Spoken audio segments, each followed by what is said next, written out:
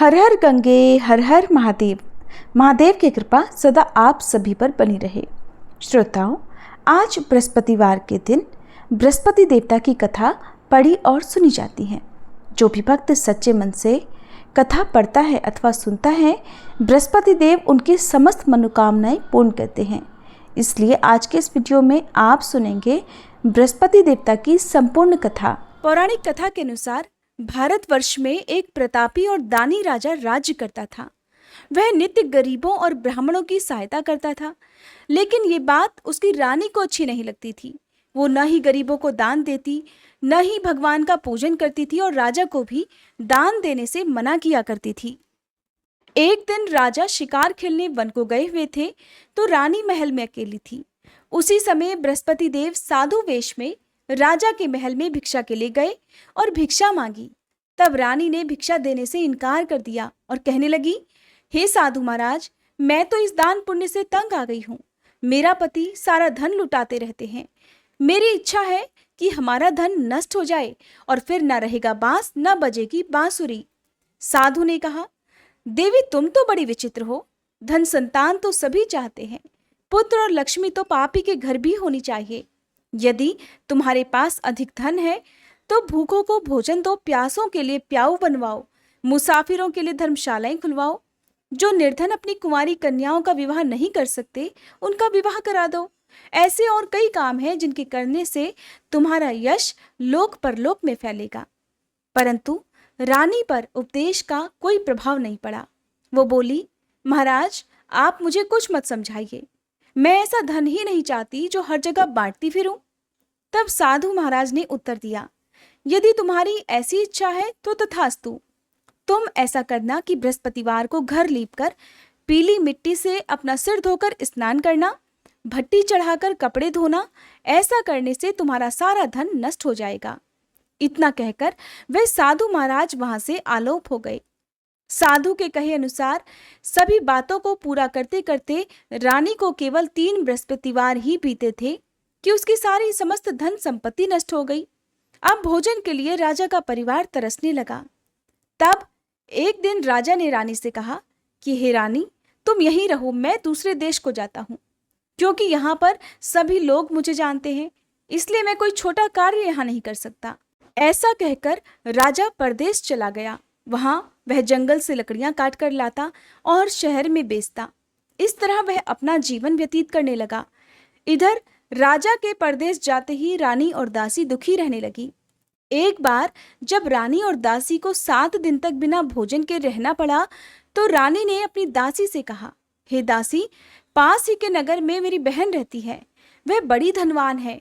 तू उसके पास जा और कुछ ले आ, ताकि थोड़ी बहुत गुजर बसर हो जाए।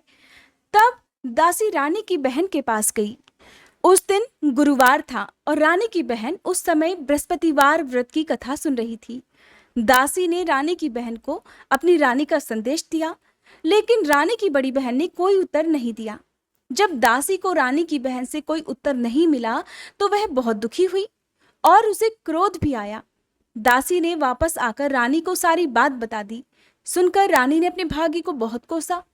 उधर रानी की बहन ने सोचा कि मेरी बहन की दासी आई थी, परंतु मैं उसे नहीं बोली, इससे तो वह बहुत दुखी हुई होगी।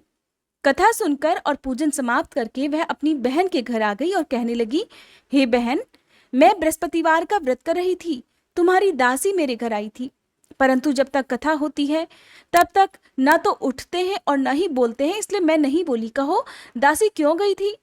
रानी बोली, बहन तुमसे क्या छुपाऊं, हमारे घर में खाने को अनाज नहीं था। ऐसा कहते कहते रानी की आंखें भर आई। उसने दासी समेत पिछले 7 दिनों से भूखे रहने की बात अपनी बहन को विस्तार पूर्वक सुना दी। रानी की बहन बोली, देखो बहन, भगवान बृहस्पति देव सभी की मनोकामनाएं पूर्ण करते हैं। देखो शायद तुम्हारे घर में अनाज रखा हो। पहले तो रानी को विश्वास नहीं हुआ, पर बहन के आग्रह करने पर उसने अपनी दासी को अंदर भेजा, तो उसे सचमुच अनाज से भरा एक घड़ा मिल गया। ये देखकर दासी को भी बड़ी हैरानी हुई। तब दासी रानी से कहने लगी, हे रानी, जब हमको भोजन नहीं मिलता तो हम व्रत ही तो करते हैं, इसलिए क्यों ना इनसे व्रत और कथा की विधि पूछ ली जाए, ताकि हम भी व्रत कर सकें। तब रानी ने अपनी बहन से बृहस्पतिवार व्रत के बारे में पूछा। उसकी बहन ने बताया, बृहस्पतिवार के व्रत में चने की दाल और मुनक्का से विष्णु भगवान का केले की जड़ में पूजन करें तथा दीपक जलाए, व्रत कथा सुने और पीला भोजन ही करें। इससे बृहस्पति देव प्रसन्न होते हैं। व्रत और पूजन की विधि बताकर रानी की बहन अपने घर को लौट गई। 7 दिन के बाद जब गुरुवार का दिन आया तो रानी और दासी ने व्रत रखा। घुड़साल में जाकर चना और गुड़ लेकर आई, फिर उससे केले की जड़ तथा विष्णु भगवान का पूजन किया। अब पीला भोजन कहाँ से आए? इस बात को लेकर दोनों बहुत दुखी थी। क्योंकि उन्होंने व्रत रखा था, इसलिए बृहस्पति देव उनसे प्रसन्न हुए और वे एक साधारण व्यक्ति का रूप धारण कर 2 थालों में सुंदर पीला भोजन दासी को दे गए। भोजन पाकर दासी बहुत प्रसन्न हुई और फिर रानी के साथ मिलकर भोजन ग्रहण किया। उसके बाद वे सभी गुरुवार को व्रत और पूजन करने लगी। बृहस्पति भगवान की कृपा से उनके पास फिर से धन संपत्ति आ गई, परंतु रानी फिर से पहले की तरह आलस्य करने लगी। तब दासी बोली, देखो रानी, तुम पहले भी इसी प्रकार आलस्य करती थी, तुम्हें धन रखने में कष्ट होता था, इस कारण सभी धन नष्ट हो गया। अब जब भगवान बृहस्पति की कृपा से हमें धन मिला है तो तुम्हें फिर से आलस्य होता है। रानी को समझाते हुए दासी ने कहा, हे रानी, बड़ी मुसीबतों के बाद हमने ये धन पाया है, इसलिए हमें दान पुण्य करना चाहिए, भूखे मनुष्यों को भोजन कराना चाहिए और धन को शुभ कार्यों में खर्च करना चाहिए, जिससे तुम्हारे कुल का यश बढ़ेगा, स्वर्ग की प्राप्ति होगी और पितर भी प्रसन्न होंगे। दासी की बात मानकर रानी अपना धन शुभ कार्यों में खर्च करने लगी, जिससे पूरे नगर में उसका यश फैलने लगा। उधर राजा दुखी होकर जंगल में एक पेड़ के नीचे आसन जमाकर बैठ गया। वह अपनी दशा को याद करके व्याकुल होने लगा।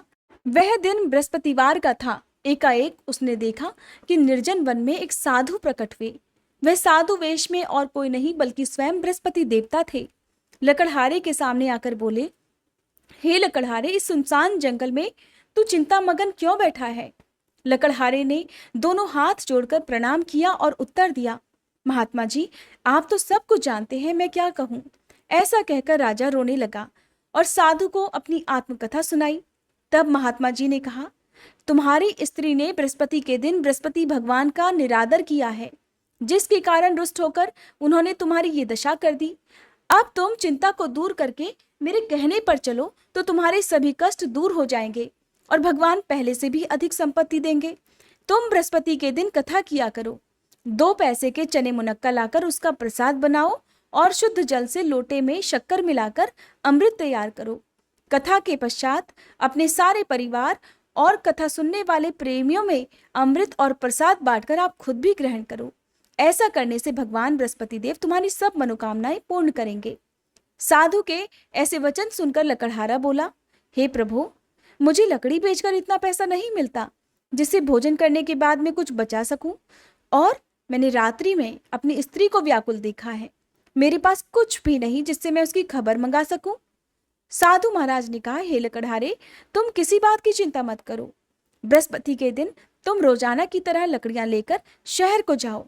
तुमको रोज से 2 गुना धन प्राप्त होगा, जिससे तुम भलीभांति भोजन कर लोगे और बृहस्पति देव की पूजा का सामान भी आ जाएगा। इतना कहकर साधु महाराज अंतर्ध्यान हो गए। धीरे धीरे समय बीतने पर फिर वही बृहस्पतिवार का दिन आया। लकड़हारा जंगल से लकड़ी काटकर किसी शहर में बेचने को गया। उसे उस दिन और दिन से अधिक पैसा मिला। राजा ने चना गुड़ आदि लाकर गुरुवार का व्रत किया। उस दिन से उसके सभी क्लेश दूर हुए, परंतु जब दोबारा गुरुवार का दिन आया तो वह बृहस्पति देव का व्रत करना भूल गया। इस कारण बृहस्पति भगवान नाराज हो गए। उस दिन उस नगर के राजा ने विशाल यज्ञ का आयोजन किया तथा शहर में ये घोषणा करा दी कि कोई भी मनुष्य अपने घर में भोजन ना बनावे, ना आग जलावे। समस्त जनता मेरे यहाँ भोजन करने आवे और इस आज्ञा को जो नहीं मानेगा उसे फांसी की सजा दी जाएगी। इस तरह की घोषणा संपूर्ण नगर में करवा दी गई। राजा की आज्ञा अनुसार शहर के सभी लोग भोजन करने गए, लेकिन लकड़हारा कुछ देर से पहुंचा, इसलिए राजा उसको अपने साथ घर लिवा ले गए और ले जाकर भोजन करा रहे थे तो रानी की दृष्टि उस खूंटी पर पड़ी जिस पर उसका हार लटका हुआ था। उस समय वह हार वहां पर दिखाई नहीं दिया तो रानी ने निश्चय किया कि मेरा हार इसी मनुष्य ने चुरा लिया है, और उसी समय सिपाहियों को बुलवाकर उसको कारागार में डलवा दिया। इधर जब लकड़हारा कारागार में पड़ गया तो बहुत दुखी होकर विचार करने लगा कि न जाने कौन से पूर्व जन्म के कर्म से मुझे ये दुख प्राप्त हुआ है। और दुखी होकर उसी साधु को याद करने लगा जो कि जंगल में मिला था। उसी समय तत्काल बृहस्पति देव साधु के रूप में प्रकट हुए और उसकी दशा को देखकर कहने लगे, अरे मूर्ख, तूने बृहस्पति देव की कथा नहीं की, इस कारण तुझे ये दुख प्राप्त हुआ है। अब चिंता मत कर, बृहस्पतिवार के दिन कारागार के दरवाजे पर 4 पैसे पड़े मिलेंगे, उनसे तू बृहस्पति देव की पूजा करना, तेरे सभी कष्ट दूर हो जाएंगे। बृहस्पति के दिन उसे 4 पैसे पड़े मिले। तब लकड़हारे ने कथा कही। उसी रात को बृहस्पति देव ने उस नगर के राजा को स्वप्न में कहा, हे राजा, तुमने जिस आदमी को कारागार में बंद कर रखा है वह निर्दोष है, वह राजा है, उसे छोड़ देना। रानी का हार उसी खूंटी पर लटका है, अगर तुम ऐसा नहीं करोगे तो मैं तुम्हारे राज्य को नष्ट कर दूंगा। इस तरह रात्रि के स्वप्न को देखकर राजा प्रातःकाल उठा और खूंटी पर हार देखकर लकड़हारे को बुलाकर क्षमा मांगी तथा लकड़हारे को योग्य सुंदर वस्त्र आभूषण देकर विदा कर दिया। बृहस्पति देव की आज्ञा अनुसार लकड़हारा अपने नगर को चल दिया। राजा जब अपने नगर के निकट पहुंचा तो उसे बड़ा आश्चर्य हुआ। नगर में पहले से अधिक बाग, तालाब, कुएं तथा बहुत सी धर्मशाला, मंदिर आदि बन गई हैं। राजा ने पूछा, ये किसका बाग और धर्मशाला है? तब नगर के सभी लोग कहने लगे, ये सब तो रानी और बांदी के हैं। राजा को बहुत आश्चर्य हुआ और गुस्सा भी आया। जब रानी ने ये खबर सुनी कि राजा आ रहे हैं तो उन्होंने बांदी से कहा कि हे दासी, देख, राजा हमको कितनी बुरी हालत में छोड़ गए थे। हमारी ऐसी हालत देखकर वो लौट न जाएं, इसलिए तू दरवाजे पर खड़ी हो जा। आज्ञा अनुसार दासी दरवाजे पर खड़ी हो गई। राजा आए तो उन्हें अपने साथ लिवा लाई। तब राजा ने क्रोध करके अपनी रानी से पूछा कि ये धन तुम्हें कैसे प्राप्त हुआ है? तब रानी ने कहा, राजन, ये सब धन हमें बृहस्पति देव के व्रत के प्रभाव से प्राप्त हुआ है। तब राजा ने निश्चय किया कि 7 रोज बाद तो सभी बृहस्पति देव का पूजन करते हैं, परंतु मैं प्रतिदिन दिन में 3 बार कहानी और रोज ही व्रत किया करूंगा। अब हर समय राजा के दुपट्टे में चने की दाल बंधी रहती तथा वह दिन में 3 बार कहानी कहता। एक रोज राजा ने विचार किया कि चलो अपनी बहन के यहाँ हो आवे। इस तरह निश्चय कर राजा घोड़े पर सवार होकर अपनी बहन के यहाँ को चलने लगा। मार्ग में उसने देखा कि कुछ आदमी एक मुर्दे को लिए जा रहे हैं। उन्हें रोककर राजा कहने लगा, अरे भाइयों, मेरी बृहस्पति देव की कथा सुन लो। वे बोले, लो, हमारा तो आदमी मर गया है, इसको अपनी कथा की पड़ी है।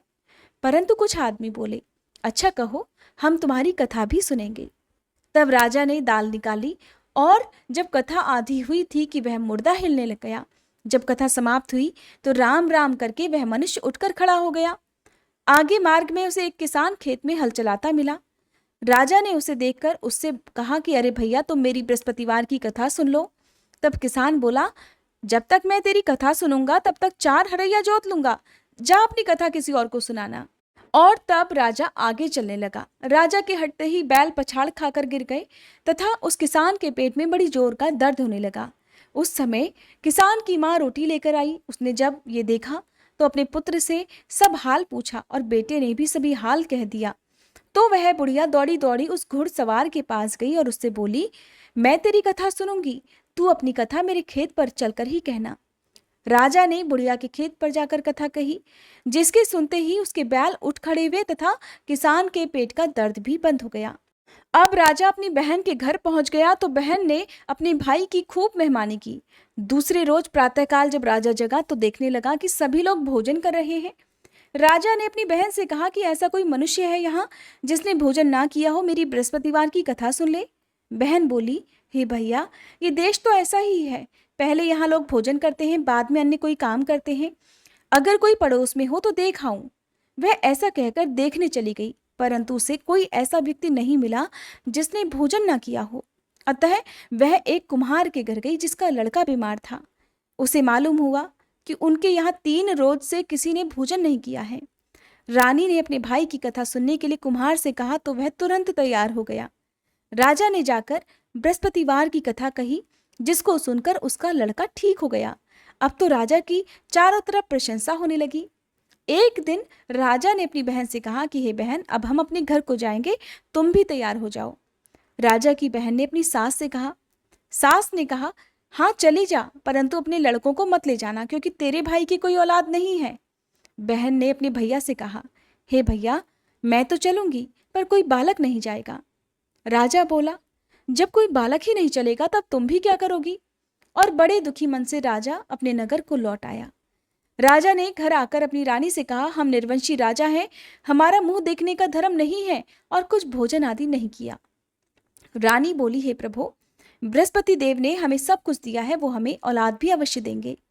उसी रात को बृहस्पति देव ने राजा से स्वप्न में कहा, हे राजा, उठ, सभी सोच त्याग दे, तेरी रानी गर्भ से है। राजा को यह बात सुनकर बड़ी खुशी हुई। 9वें महीने में रानी के गर्भ से एक सुंदर पुत्र पैदा हुआ।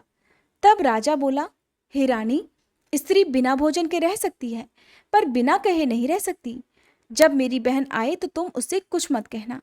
रानी ने सुनकर हाँ कर दिया। उधर जब राजा की बहन ने यह शुभ समाचार सुना तो वो बहुत खुश हुई तथा बधाई लेकर अपने भाई के यहाँ आई। तभी रानी ने कहा, घोड़ा चढ़कर तो नहीं आई, गधा चढ़ी आई। राजा की बहन बोली, भाभी, मैं इस प्रकार नहीं कहती तो तुम्हें औलाद कैसे मिलती? बृहस्पति देव ऐसे ही हैं, जैसी जिसके मन में कामनाएं हैं सभी को पूर्ण करते हैं। जो सद्भावना पूर्वक बृहस्पतिवार का व्रत करता है और कथा पढ़ता है अथवा सुनता है और दूसरों को सुनाता है, बृहस्पति देव उसकी सभी मनोकामनाएं पूर्ण करते हैं। प्रेम से बोलिए बृहस्पति देवता की जय। ये थी आज की वीडियो।